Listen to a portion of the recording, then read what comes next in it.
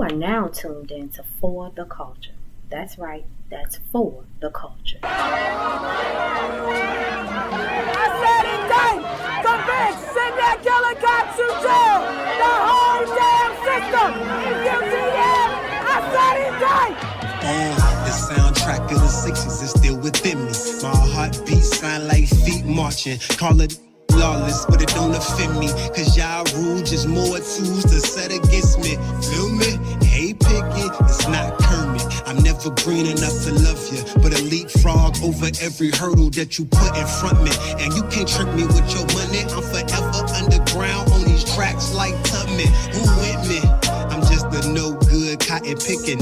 Where is Eli Whitney? Motherfucker shoulda never let me learn history. I set fire to this until it burned crispy. Hey, welcome back to another episode of For the Culture, the newest voice in Black liberation. If y'all don't know, I'm your host, King Quent, a.k.a. Q Jones III, a.k.a. Quent 100, back again with my brother and comrade, Lord Serious. Doing it for the people, so the people can do it for themselves. As always, let me give a shout out to our sponsors, DYI Nation and Talk of the Street Entertainment, for giving us this soapbox to stand on and speak these truths. We hope everybody had a good week. And, y'all feeling good, ready to get some of this food for thought. Now, being that this is the first Friday of Black History Month, I want to give a moment to give praise to all those that came before us in this struggle. Everybody that's lived and died for us. Everybody whose blood, sweat, and tears are symbolized by the red on the African flag. We give all due praise and the highest and utmost respect to these men and women, these kings and queens, gods and earths who have come before us. For without them, there could be no us. And it is through us that they live on. See, in Swahili, there is this word, Nakambuka. I think I'm saying that right. And if I'm correct, it means never forget. So in the spirit of Nakambuka, I say to you that in the midst of all these changes in the world, never forget what it took for us to get here and what it's going to take for us to go further. Never forget that there was a thing called the Reconstruction era. And never forget that the Jim Crow regime followed. Never forget that there was once a beautiful black community in Tulsa, Oklahoma, Black Wall Street, and never forget what happened to it. Never forget that there was a black president named Barack Obama, and that his presidency was followed by the election of an openly racist and sexist white billionaire. Never forget that we built the pyramid, but they shot them down. Never forget that we built the Sphinx, but they shot the nose off. Never forget that we had the greatest libraries of all time, but they burned our books. Now, with that said, my request to you, wherever you are, is to take this month to review the lessons of your past and make a list of them. Write some journal entries or do whatever you have to do to take some time to analyze where you went wrong in your life and why you made those decisions. And then ask yourself what you learned from those situations and how can you apply it today so that you don't keep making those same mistakes. But see, when we talk about repeating the past, it's not as simple as it seems. A lot of people look at time as starting in the beginning and moving forward in a straight line to the end. But that's not how our people really see time. Traditionally, the original people have viewed time as being cyclical, meaning that it goes in cycles rather than being a straight line. We see patterns that exist in the nature, in the past, and we use this information to present and predict the future. So the past and future are really more connected than you think. If there is something that you want to achieve in the future, it's probably best that you look to the past for an example or a pattern. If you only knew how much quantum physicists and other scientists look to knowledge of past cultures, especially our cultures, to help them solve the problems today, you really know what I mean. So never be ashamed to look to the past. Never feel like it's unimportant or it already happened or it's over. I heard a lot of that from kids today, and it broke my heart. I want to read this excerpt from Falsification of African Conscience by Amos Wilson, where he speaks about the importance of knowing your history. He say, when one is shorn of one's past and does not see the direction of one's future and is very uncertain of one's present, then one cannot tell from whence one comes and where one is going, where one is, and suffers as a result.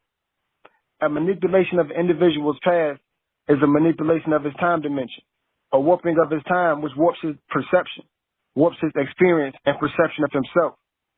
People who play with our history are playing with our sense of time, our sense of place and who we are and what we are about. People who manipulate the past and present manipulate one's mentality, sanity, contact with reality, and their ability to deal with reality. In other words, the manipulation of history creates real effect on the individual's personality. Our history not being taught to us correctly ensures that our potential will forever be undeveloped as a people, and that we will never challenge those who rule over us. And this is exactly what Carter G. Woodson thought about when he started Negro History Week, choosing the month of February to honor Frederick Douglass, whose birthday is on the 14th. Negro History Week will grow to become what we call Black History Month. See, Carter G. Woodson understood the importance of our people knowing and honoring our history. History is powerful. We are the original people of the planet Earth, the mothers and fathers of civilization. We are the first scientists, astronomers, agriculturalists, teachers, engineers, architects, and not only the first, but at many times the best. Our history goes far beyond our enslavement and oppression in the West. We truly descend from kings and queens. Mansa Musa, one of the richest men in the history of the world, was a black man from the west coast of Africa. It's in your nature to get the bag. Black History Month is more than just about random facts and sound bites and Martin Luther King and the Civil Rights Movement. It's about remembering where you come from and the power that is within you. It's about recognizing that you built vast civilizations without the aid or assistance of white people, and that with knowledge of self, you can do it again. So this Black History Month, if no other time in your life, I want you to sit back, reflect on this, and remember where you come from, where you are now, and where you want to go. Now, with that being said, let's take a break, listen to some tunes, and when we come back, we're going to get into our topic today and let Lord Serious bless us with some food for thought. It's King Quent, and this is For the Culture. Peace. I think I lost my mind, but I don't wanna find it, and I won't tell no lies. My every word be binded, put my name on the line, right by that X and sign it on. I self-floor and master, me I am God and guidance. I've been on my grind, searching outside of myself for the things that I want, like them dollar signs. A bitch with ass, a fat you can see from the front, and a foreign ride, so I could look right in your eyes when I pull up and stunt. Now I just don't give a fuck. No, that won't give me love. No, that shit can't give me peace. No, it can't give me back marble or freak. No, it can't take all that hate from the streets, or take the hatred outside of police. Put an intergenerational beef. It's hard to forgive when niggas get killed. You gotta lay in the bed that you made, and they got some stains on their sheets. My brother's in prison, I pray you released. Once you get out, you burn your receipt. If you catch a charge like a credit card, they taking life as a minimum fee. So we owe a debt to society, but life ain't free. Never been cheap, and they never paid us for slavery. I think these motherfuckers owe me.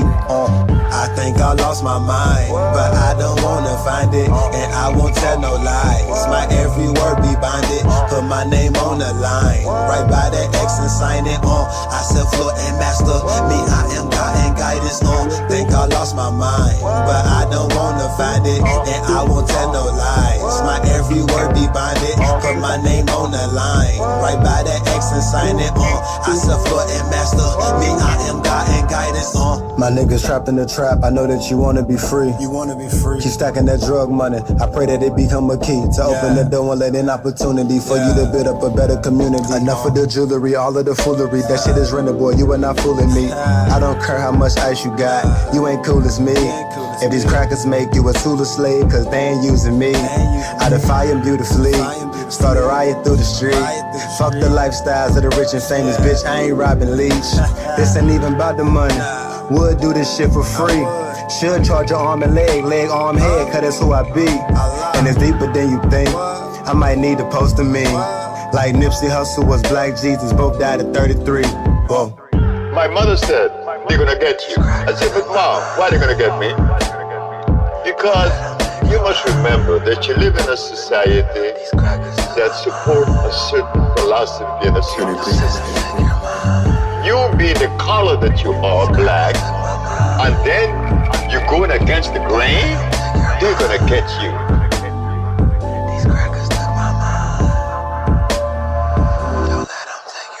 Remember, I ain't had nobody, couldn't call nobody, was a lone body. You don't know the feeling having nobody. Struggling, trying to make a home probably, but I really don't need nobody. I don't see nobody, cause I am the body. I don't trust nobody. 2 middle fingers up, so now it's just fuck everybody. Auntie say she gon' pray for me. I told her auntie need to pay lawyer with a Range Rover, push the ring over. I do the same for you, that's real talk. Die for what I believe in, though with the church and trusting them heathens. Hit for a reason, yo, hit for a reason. Hit for a reason, my nigga.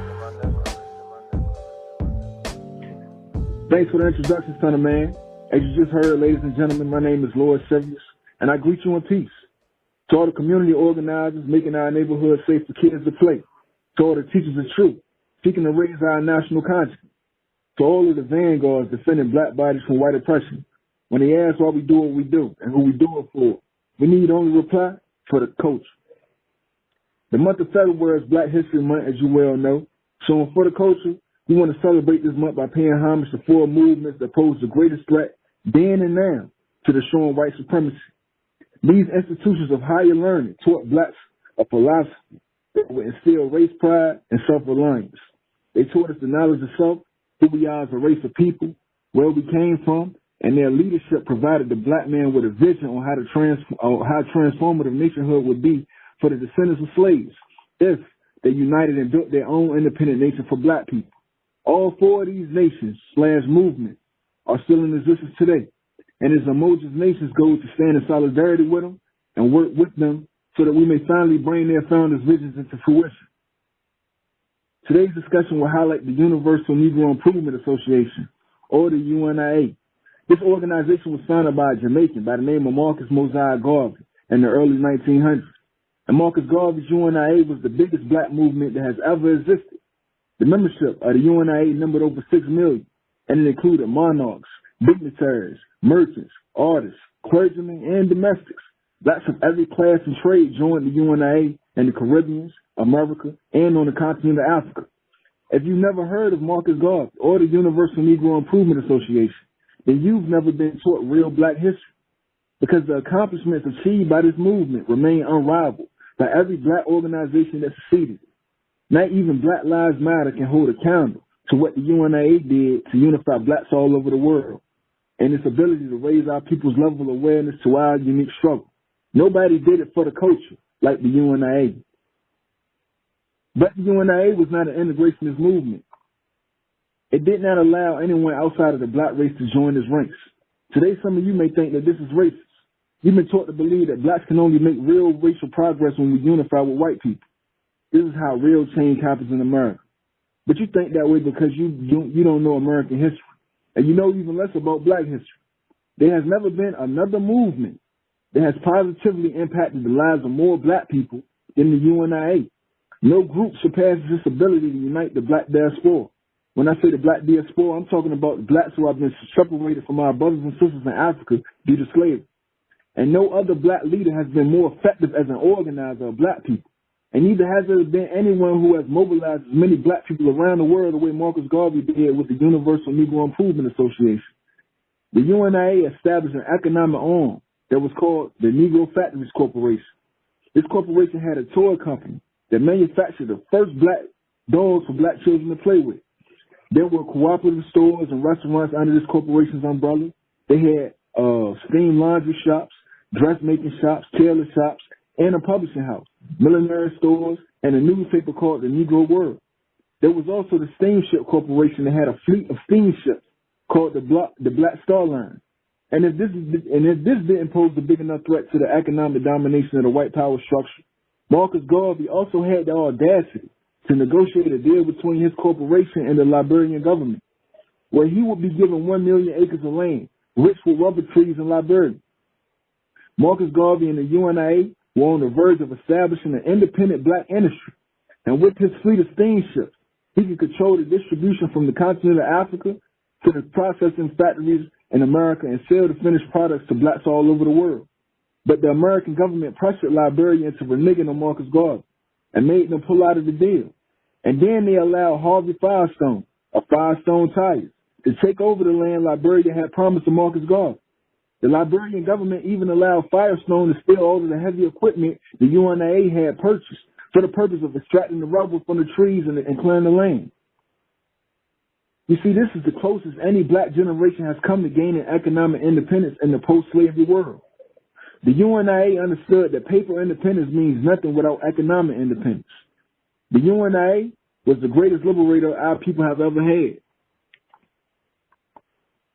And it posed such a threat to white supremacy that the white man will never mention it in any public school history book. He never tells the story over the silver screen in Hollywood.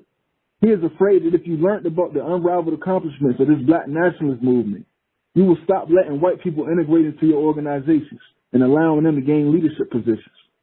The white man knows if you learned about black nationalism, our race becomes more competitive. It is the white man who is afraid to compete against the black man. It is not the other way around.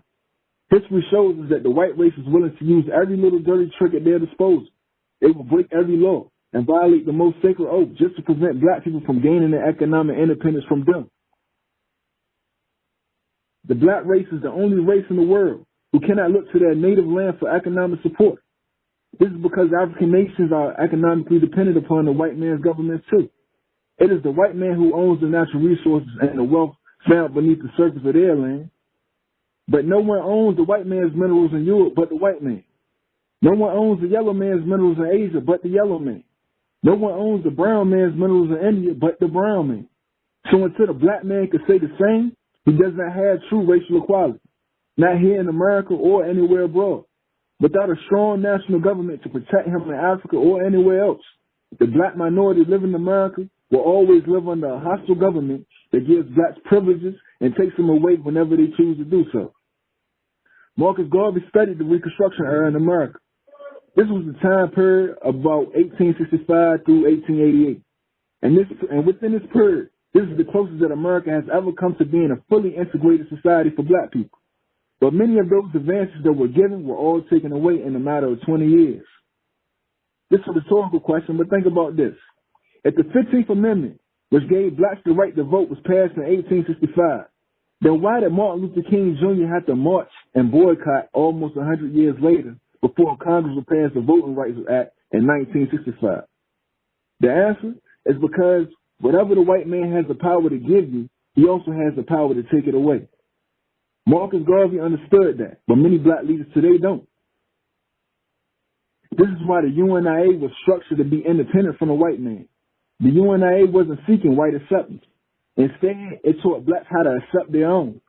The UNIA wasn't trying to integrate into the white man's government. Instead, it was teaching black people how to build their own. The UNIA wasn't asking the white man to provide black people with jobs. Instead, the UNIA was teaching blacks how to own their own businesses and the importance of creating jobs for their own people. The UNIA wasn't marching and begging for racial equality. It had black people marching towards economic freedom and demanding that we make ourselves the equals of all other races by being self-reliant as a people. This is what me and Saint are hoping to accomplish through Emoji Nation. We established this nonprofit organization to carry on that legacy and fulfill Marcus Garvey's vision for black people, by organizing our communities around group economics and black solidarity. This is the only method that has proven capable of producing a change in the status quo. This is the only tactic that is a proven model of success for overcoming social, political, and economic dynamics around the globe that are keeping blacks trapped at the bottom. If we can organize black people across all spectrums, the same way the Universal Negro Improvement Association did, then we can establish our own black-owned businesses and black institutions. And we can form our own independent black distribution network and create an independent black economy where imports and exports will be traded and sold between black people living in America, the Caribbean, and in Africa. We can create our own jobs and control our own industries. Then we no longer have to march or beg the white man's government to be treated like human beings because we would no longer be dependent upon him. The white man's government will have no choice but to respect us the same way he respects all other governments, because our people will be able to care for and provide for our own people independently. The UNIA understood that without economic freedom, no people are free. All right, Lord Serious, we're going to take a little break, play some more tunes, set the vibe, let these people digest some of their food, and we'll be right back. This is King Quent for the culture. Peace. Try to tell me go to church, but I never trust them preachers. Send my ass to school, but I don't believe my teachers. Say I don't respect my elders, but y'all know I got some reasons. See a lot of bottles, but I never see no leaders. If it wasn't for that free lunch, they would never feed us. But you got that from them Panthers. Stop the lying, y'all some cheaters.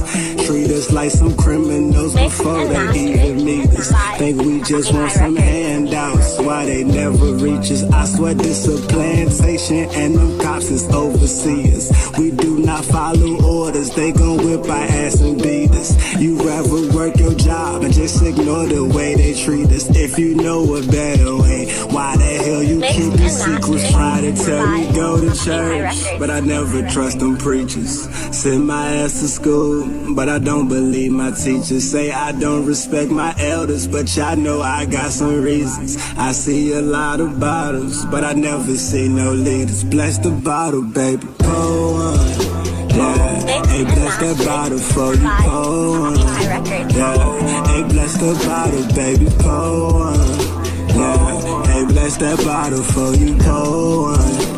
Yeah, I know you don't understand, cause you ain't been from where I came. I just took the hand they gave and I made my play, so keep your shame. You gon' only point the way, and a block of wood can do the same. I leave my footprints clearly cut, so they can see the way I came on. I knew some niggas ballin' back when I was in them bleachers, dying to give me some J's. They was killing over sneakers when they was sending shells. All I wanted was Adidas, but we all gon' get our stripes. You a tiger or a zebra? Our mamas kick us out before we violate they leases.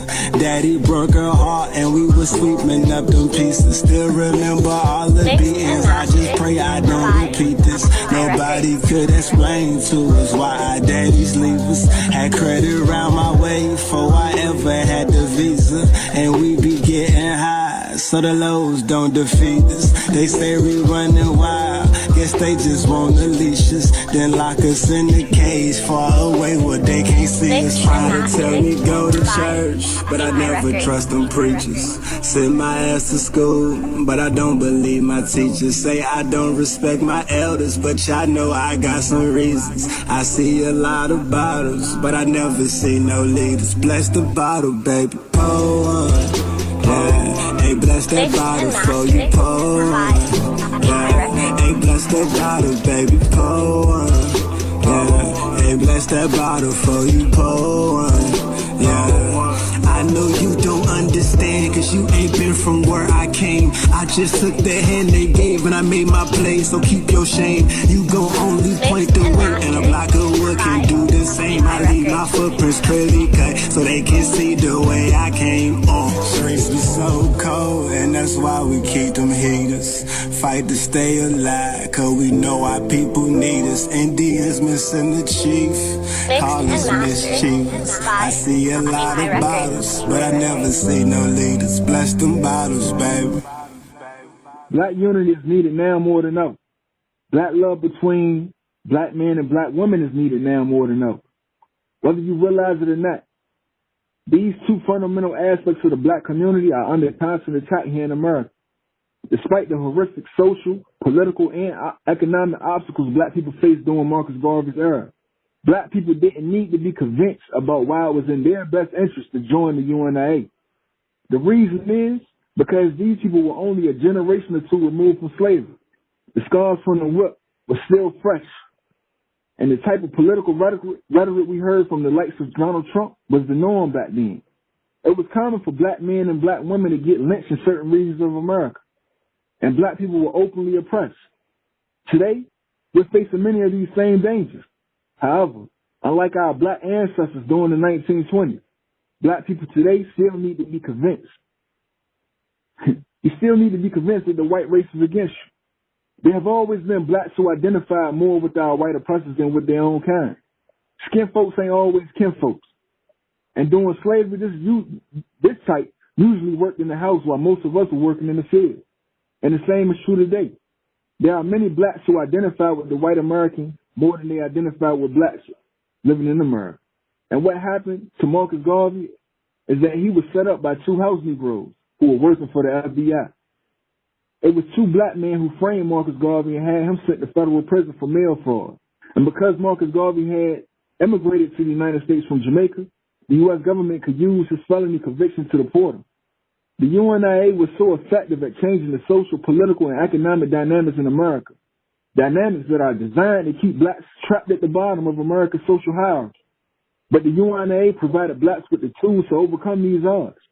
Marcus Garvey taught us that unity was the key to the black man beating the white man at his own game. And because we started winning, the white man got mad and locked Marcus Garvey up on false charges. You see, the white man had to cheat to beat us.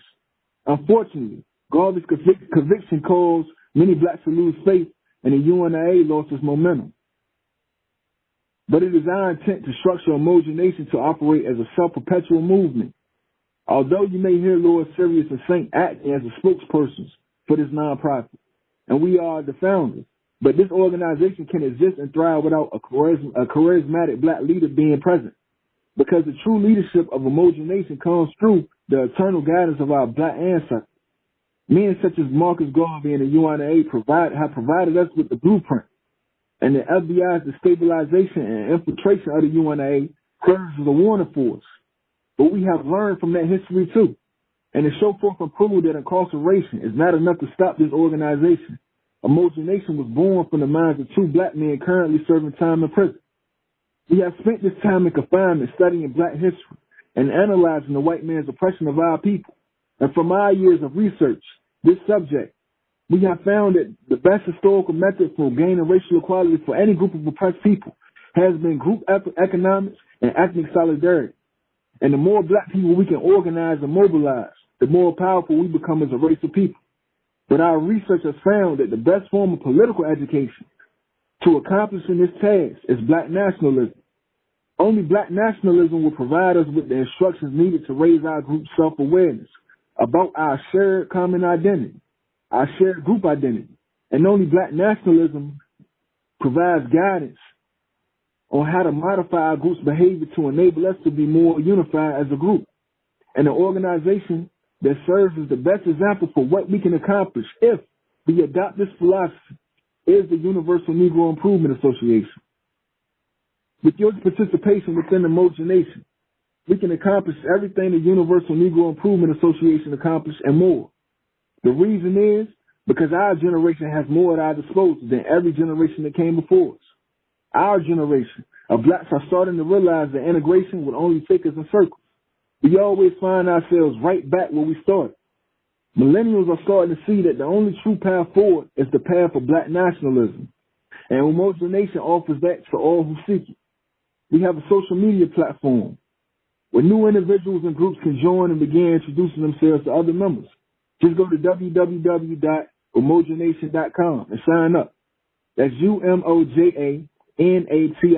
Soon we will conduct a crowdfunding campaign seeking to raise finance for the purpose of turning the site into an app with an economic feature that will permit black entrepreneurs and black businesses and black institutions to sell, trade, and network.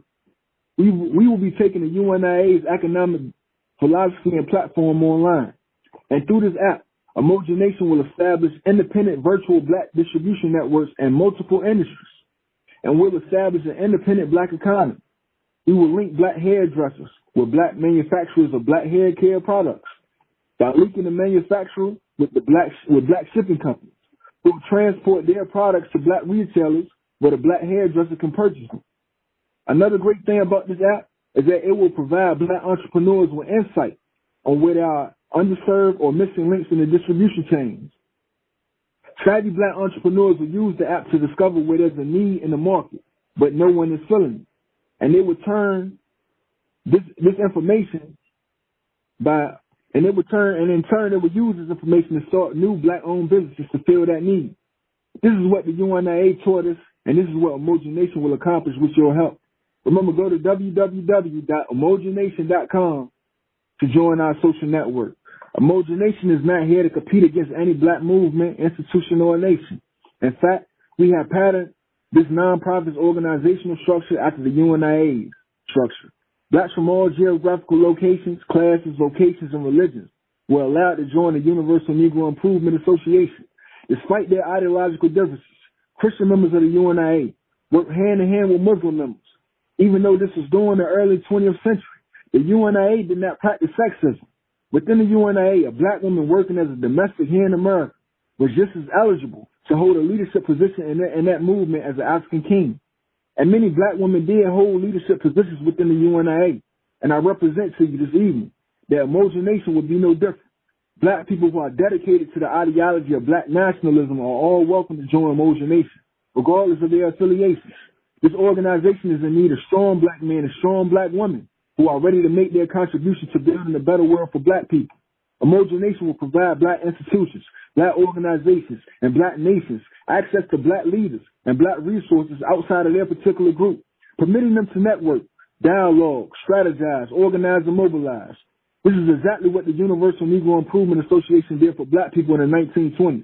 And this is what the homogenation is dedicated to doing for our generation and future generations to come. But me and Saint cannot accomplish such a tall task on our own. This is why we are reaching out to you. It matters not how old you are. We do not care what your level of education is. Your current employment is irrelevant to us. It makes no difference to us if you are a man or a woman. Whatever your personal philosophy or ideology may be, we are not here to change your beliefs. Homogenation will unite us using two criteria alone. Number one, members must be black. And two, they must love black people more than all others. If you can adhere to these two simple concepts, then you and whatever group you represent are more than welcome to join homogenation. And you can learn more about me, Lord Serious, by going to www.LordSeriousSpeaks.com, or you can follow me on Instagram or on Facebook under the name of Lord Serious Speaks as well. As always, it's been a divine pleasure to have your ear this evening, and I'm wishing you the best. Peace. How can you say you love God? Peace, God. Whom you Spent a lot of time searching outside for what lies within. And hate Peace, your God. brother. But over time I found that peace was never crowned in the smiles of men. What James and Jesus are saying is, Gotta forgive myself. Jesus said, as you've done unto the least of these, you've done it also unto me. Because whatever you worship in Jesus Christ, Gotta forgive that myself. same essence is a part of every one of you. Forgive me for them lies that was told. Forgive me for my material, she crying cause I'm gone. Forgive me for my niggas that would ride to the songs. I ain't know what I was doing. Ain't mean to steer you wrong. I couldn't see myself. Forgive me for being blind. When I opened my eyes for knowing and not applying, was never satisfied. All I wanted was some change, not a penny to my name. Forgive me for selling dimes. Forgive me for them whys that I couldn't figure out. But still down the ride with a mind full of doubt. Forgive me for my pride and my push for the power. I don't do it now, I'ma feel like a coward. Forgive me for current, gotta show them that I'm about it. I know I got a child, forgive me for being childish. Forgive me for it all, I ain't know what I was doing. Forgive me for being human. Peace, God. The prostitute, the drug addict, the derelict, the wino, the brother that never went to school, the sister that refused to go. I say the same thing that you worship in Jesus Christ. Yes, the same essence is in every one of you. Forgive me for this hatred in my heart, but they hate me cause I'm dark. Built slave ships bigger than the ark. Couldn't show me the way. Forgive me for getting lost in the field where they play with them sticks like lacrosse. And across the street from beef and cold hearts, only peace I saw was in the teeth of sharks. Forgive me, mama, for having them dark thoughts, but they cut the lights off. I'm trying to be the spark. Forgive me for the time that I stumble. Forgive me for my arrogance. I try to be humble. Forgive me when I'm selfish. You know I got my struggles. Forgive me for spacing out a mind like the hopeless. Forgive me for my weakness. Forgive me for my demons. Forgive me for my fears and all the reasons for my secrets. Forgive me for my birds. Still love them though they leeching. This world is speak the truth. And like Judas to my Jesus. Peace, God. You didn't hear me. Yes, sir.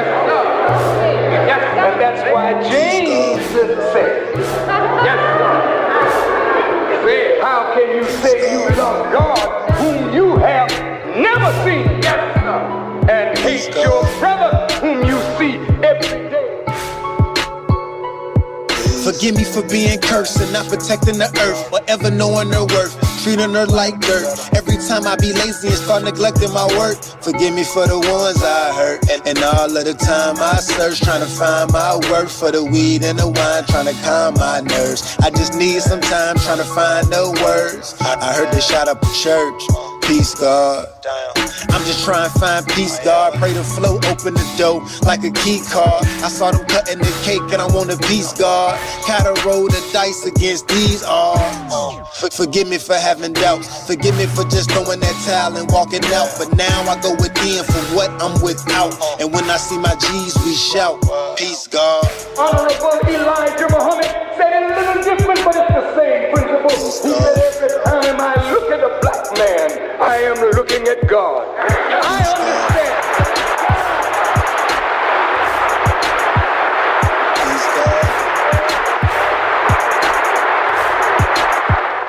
Peace. When I think of the pain she's felt, all alone, trying to pray for help, I blame myself.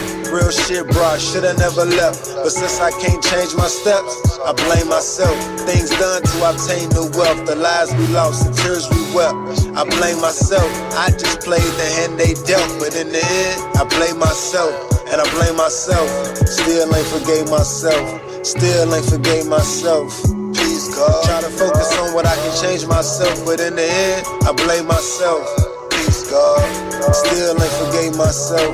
Still ain't forgave myself. Peace, God. Try to focus on what I can change myself, but in the end, I blame myself. Peace, God. Okay, y'all, we back. All right, now listen. This month, being Black History Month, we're going to be discussing some of these nationalist movements that emerged in the 20th century and what we can learn from them, how we can apply it today.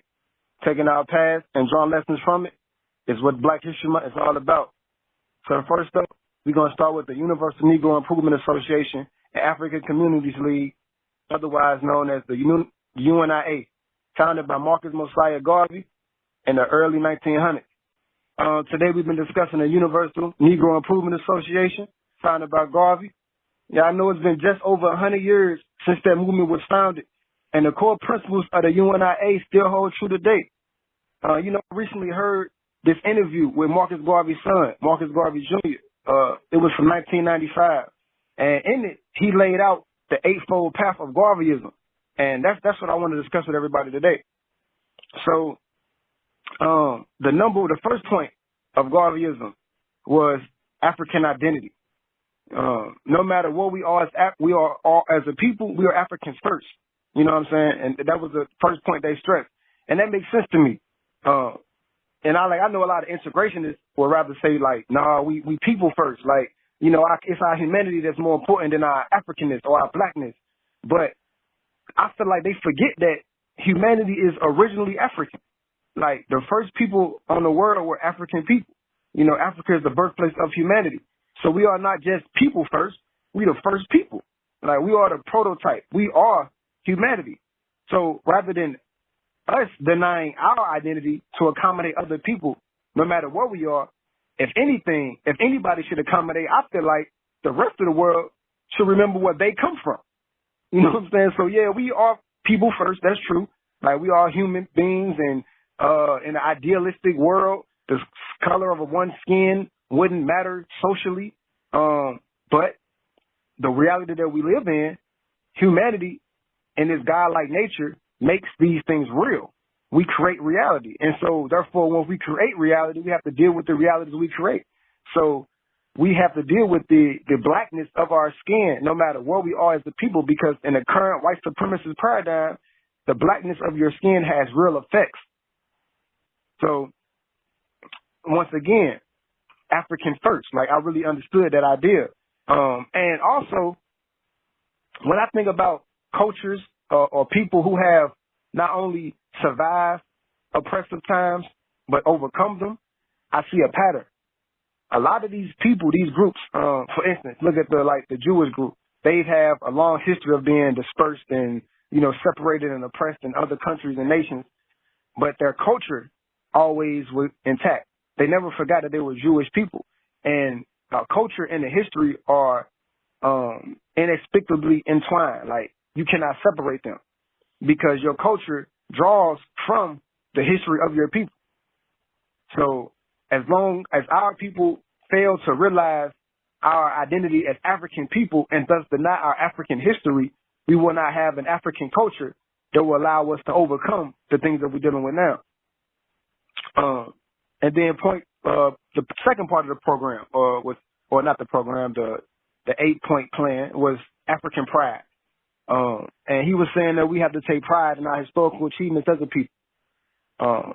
And ideally, you know, when you know what your people have done, then you will know what you're capable of doing.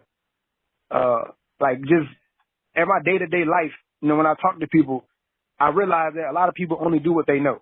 You know what I'm saying? Like a lot of guys that I'm cool with and my friends, they come from, you know, impoverished communities, low income backgrounds, the hood, the ghetto projects, whatever you want to call it. And they have such limited views about their own potentials because they have not seen anybody else succeed in these things.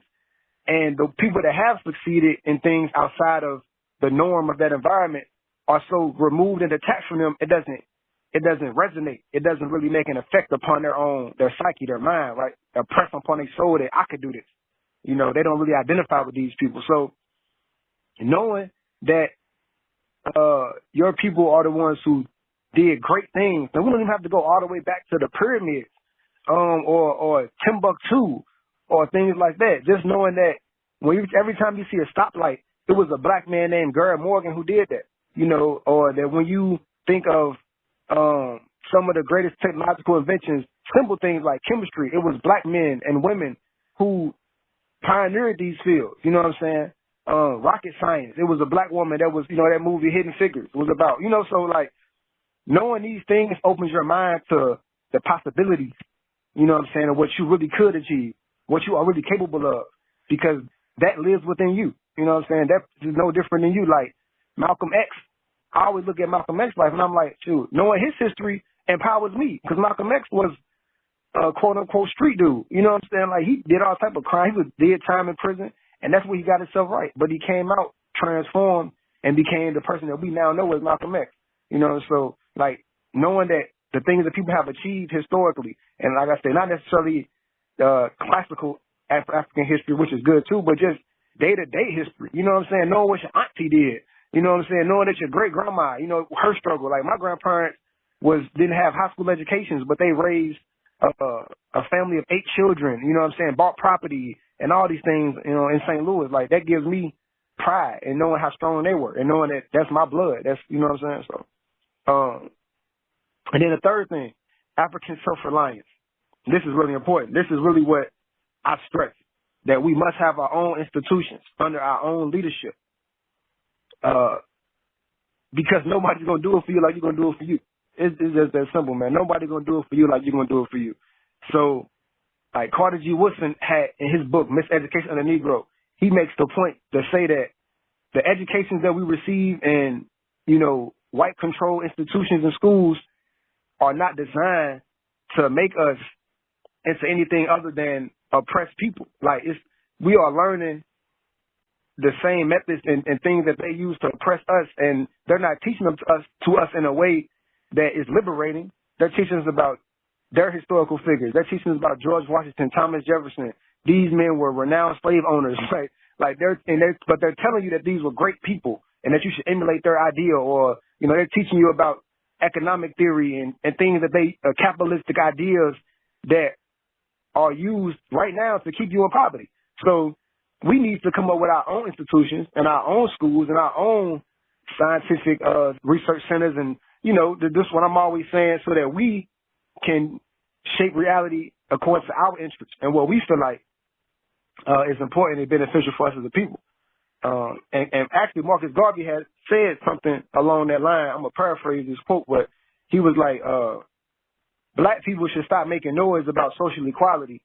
You know what I'm saying? Giving the white people the idea that we are chasing after their company, and get down to business and build up a strong race, industrially, commercially, educationally, and politically.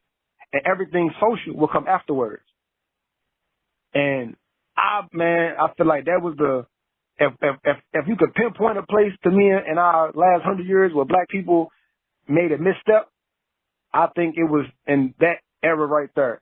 Rather than us using self-segregation, you know what I'm saying, meaning that we purposely, you know, stay amongst our own and build our communities up and, you know, look within our own selves and our own resources to develop ourselves.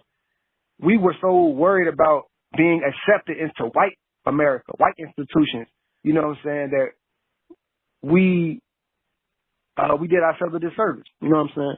And we see it today, you know, we still see it today on how behind we are in some fields, how those of us that are ahead are not ahead for their own, like they get, you know, people get on and they turn their back on where they might come from. And I'm not speaking this theoretically, like I have friends who I have these conversations with, and I'll be like, in my mind, I'm like, man, you sound like you a white dude with dark skin, you know what I'm saying? But number 4, African economic power. Power is the only argument that satisfies man. That was my favorite quote from Marcus Garvey. Power is the only argument that satisfies man. And economic power is truly like the foundation of all power, because economics is the management of resources. And the resources are the only thing that really matter. Money doesn't really matter. Money is paper. The resources is what backs the money. You know, the land, the water, the minerals, the tools, the human labor. These things are what really matter. So when we start to organize our own economic power, then we can have the ability to, the force that it takes to actually go out here in the world and make yourself known and respected. Because you can do whatever you want, true. You can go out and do whatever you want, but you have to deal with the consequences. And if you don't have enough power to assert your rights or defend them when other people challenge them, then you have no rights. In reality, you know. So Garvey also once said, though, he said, we must prepare now by organizing ourselves all over the world, by building businesses, stores, and factories to sustain our people and free ourselves. And essentially, that's what it comes down to. I remember my wife a couple of days ago, we were talking, and she told me that it was a documentary on when dude was like, if he could live by just, you know, only shopping with black owned businesses, only using black owned products and black owned services.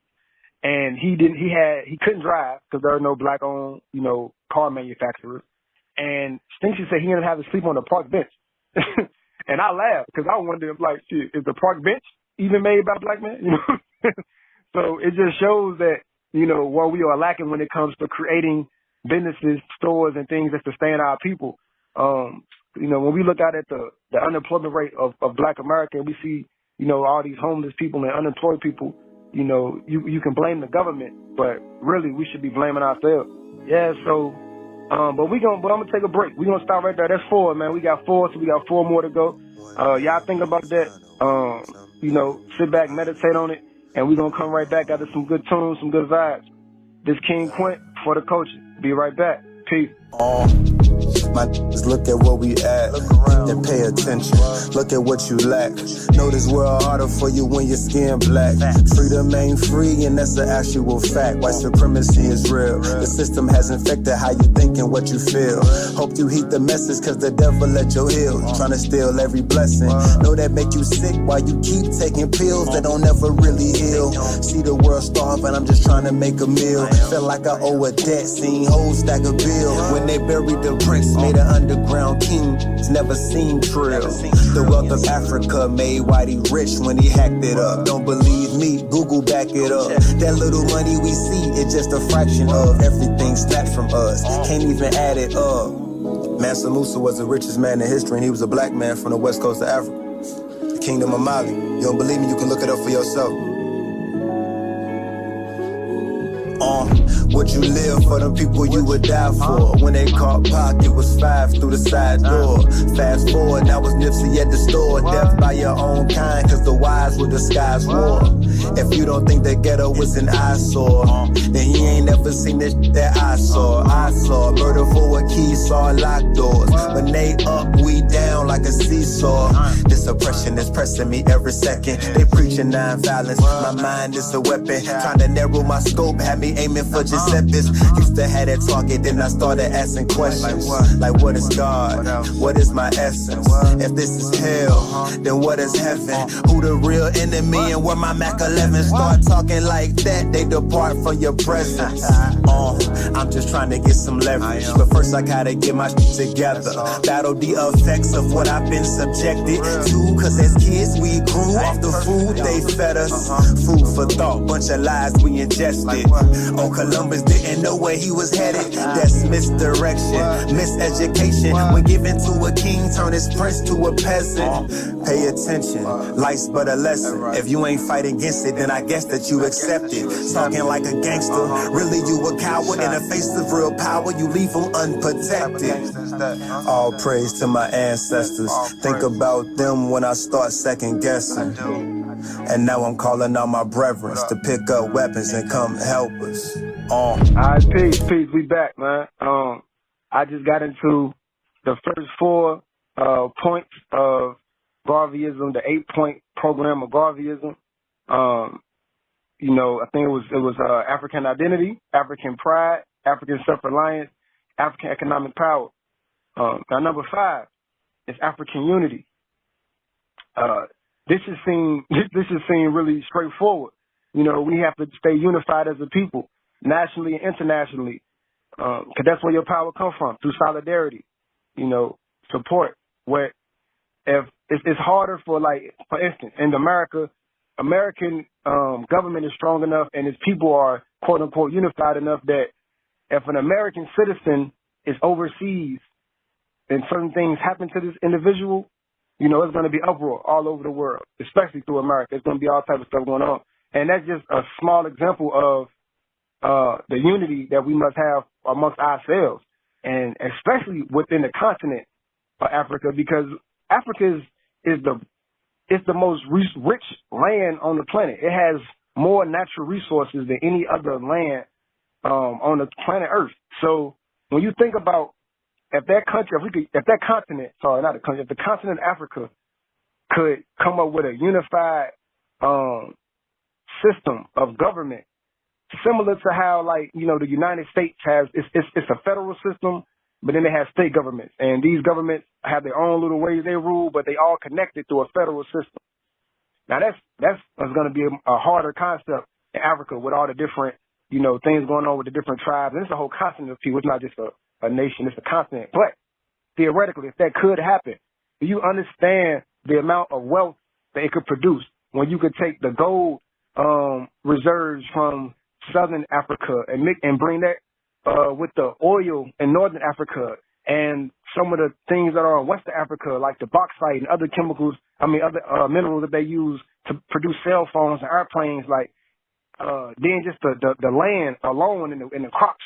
You know what I'm saying? So when you're able to take that and unify all of that, all of those resources, you talking about resources and economic power, you unify all those resources, and then you can link those resources with the manufacturing and technological ability of African people in the West. Because in America, we have access to some of the greatest technology in the world. You know what I'm saying? So over here, if we unify and we buy factories and farms and you know, you see where I'm going with this, like, and we unify that, we become a major world power in a sense that I don't think anybody can really conceive, you know.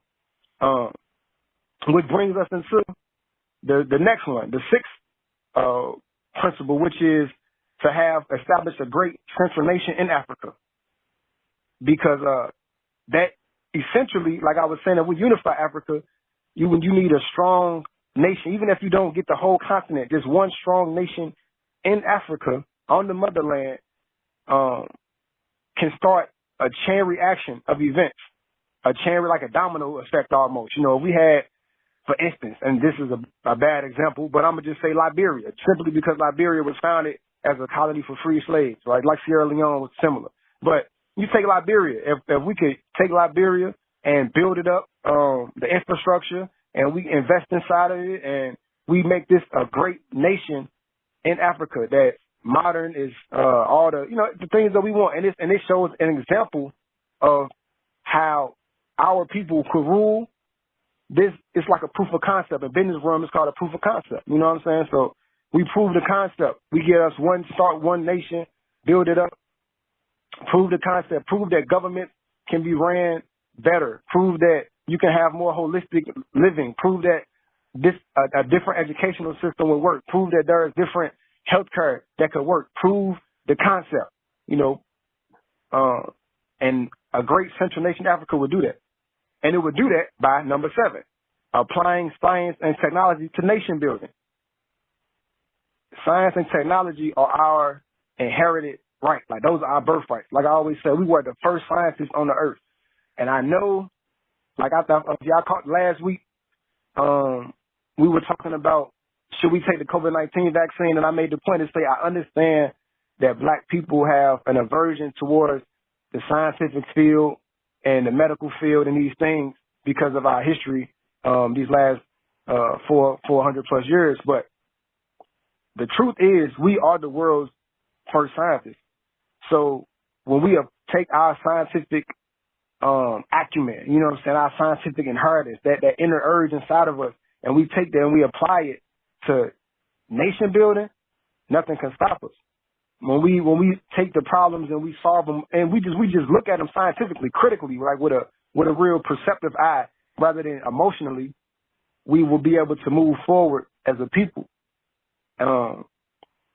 And last but not least, the 8th principle was, see God as black.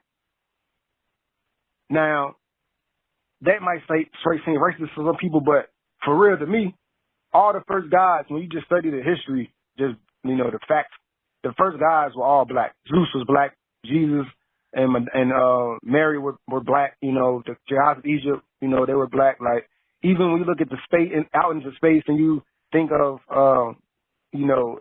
just scientifically, like with dealing with physics, the universe would have existed in a state of darkness and blackness, you know what I'm saying, before light photon particles came to be. But I ain't gonna get too much into all that. But like I say, in every form of fashion, God is black. So though Garvey was speaking more on saying, like, okay, all people have a tendency to see God through their own, I think he said spectacles, through their own perception, and we should do the same. The truth is that God is like the quote unquote black, or quote unquote God, like the energy of the universe, dark matter, dark energy, like these things. Carbon is essential for all life. Carbon is black. Melanin, like essential to all life. These things are dark substances, you know what I'm saying? They are quote unquote black. So that alone validates the idea that God is black. But once again, seeing God as black means, for me, to see ourselves as God, see ourselves as part of that creative impulse, that creative act, and we continually are intertwined with that. We are the gods and goddesses of the earth. You know what I'm saying? We are the kings and queens and the rulers of the earth, if you choose to be so. So seeing God as black is deeper than just putting a black Jesus paint on your wall. Like, today, we need to apply the fact that we create reality. We are the creators. We are sovereign. So the things that are going on in our communities, things that are happening to us as a people or as individuals, are only occurring because we are allowing them to occur through our own lack of understanding or lack of information or miseducation or misinformation. You know what I'm saying? So with that, with seeing God as black, we could build and destroy all of the things that stand in our path or things that we need. So that's how I'm drawing up to. That's how I'm seeing the importance of the Universal Negro Improvement Association, what they brought to us as a people, and how we can apply it. So I'm saying that 8-point program as being essential to the further development of our people, and it can still be applied today. And this is what Emoji Nation is doing. This is what Emoji Nation is building this stuff upon. Those 8 principles are the founding principles of Emoji Nation. And all true black liberation efforts, all organizations that are really seeking to help and uplift our people must see the importance of this 8-fold path, and join with us in doing this. If you are one of those people, and you do, y'all know where we at, Emoji Nation on Facebook, Instagram. Follow us. Today we've been discussing the Universal Negro Improvement Association and how we can use the lessons of the past to help us in today. I hope that you learned something that can help you out you know what I'm saying, something that can feed your mind, body, and spirit and help you progress in your endeavors. Come back, tune in next week.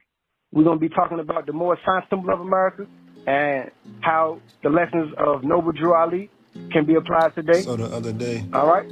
So we'll see y'all next looking week, out man. the It's window, King Quent for the culture, live and it on was Talk Streetz raining. Entertainment. Peace. And I just thought about all the stuff going on in the world. And then I looked to the sky and wondered, is somebody crying for us? I come from a world you don't see until we get killed by police. So fuck the police, cause I got some dogs from the streets that these crackers won't let off that leash until they released. Pray that your cell full of meats, a hygiene and noodles and sweets. If that bring you ease, or find you some books you can read to escape from this place and be free. I run with some G's, gangsters and gods, I'm somewhere in between. Rodney and Martin, one both of them kings. So even after you've been beaten, you still got a dream. Haters try to intervene, but that comes from they inner things. What you give, what you receive. In silence I grieve, sending my tears to the heavens, and they send them back down to me when it rains. When it rains. When it rains. When it rains. Playing like cousins when we was fifth graders. Couple years later, all I saw was danger. Start chasing paper and everything changes. We used to be close, now we fighting like strangers. Corrupted by hatred, so full of anger. When we caught them cases, was only teenagers. Nobody forgave us. Look what they gave us, man, how could you blame us? They meant to enslave us. Shout out my neighbors that went off to college. My niggas, you made it, let's celebrate it. But we can't forget about the brothers that couldn't escape it. They want us to be separated. Call you my brothers because we related, connected through struggle. We link cause they change us. Don't care if you black or Hispanic or Asian. They killing our babies to build up their nation. They wanna train us to go against nature. Don't care how you mask it, I see what I'm facing. In face of the truth, you gon' run or embrace it. You take away something, you gotta replace it. They took away our land, took away our language, and then gave us Nathan, the tricks of a traitor. I heard my ancestors crying and begging me change it, and see they teardrops on the pavement when it rains. When it rains. When it rains. When it rains. When it rains. I feel like I'm drowning inside. I'm drinking, I'm trying to escape from the pain that I hide. Man ain't supposed to cry, so I'ma cover my eyes. Why must I live in disguise? Soon as I think you're not looking, I dry my facade. Try to hold back with my tears, now become tired. It's been too long, nature's been feeding me lies. Look how we live, you see the world is unsafe. Children can't go out and play. Every hood got them ahead of that feel out of place. That's why that gun on his waist. He wanna run, that's why we call it the trap. Cause he can never escape. Streets ain't the same, and it's been hurting my eyes. We just been dying away. When my enemies are satisfied, in life I shall come back, or in death even to serve you as I serve before. In life I shall be the same, in death I shall be a terror to the foe.